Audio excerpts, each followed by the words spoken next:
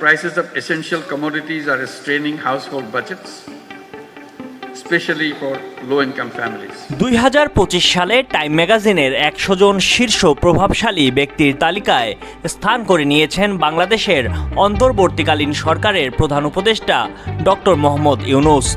বিশ্বজুড়ে ব্যক্তিদের প্রভাব, উদ্ভাবন ও নেতৃত্বের জন্য প্রতি বছর 100 জনকে তালিকাভুক্ত করে ম্যাগাজিনটি।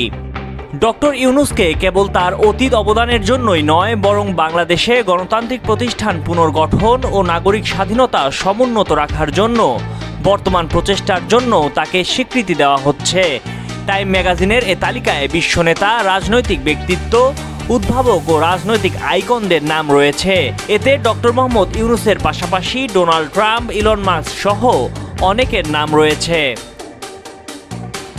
টাইম ম্যাগাজিনে প্রকাশিত এক নোটে প্রাক্তন মার্কিন পররাষ্ট্রমন্ত্রী হিলারি ক্লিনটন নোবেল শান্তি পুরস্কার বিজয়ী ইউনূসের প্রশংসা করেন।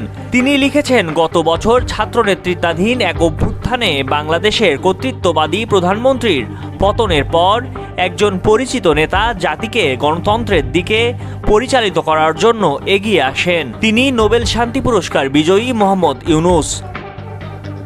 হিলারি ক্লিনটন আরও লিখেছেন, কয়েক দশক আগে ইউনূস ক্ষুদ্র ঋণের মাধ্যমে সবচেয়ে প্রান্তিক জনগোষ্ঠীর ক্ষমতায়নের জন্য বাংলাদেশে গ্রামীণ ব্যাংক প্রতিষ্ঠা করেছিলেন।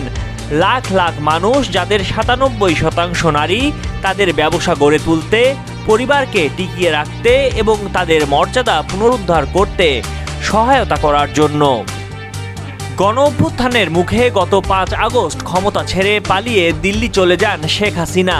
এর ফলে দীর্ঘদিন পর বাংলাদেশে স্বৈরাচারী শাসনের অবসান ঘটে।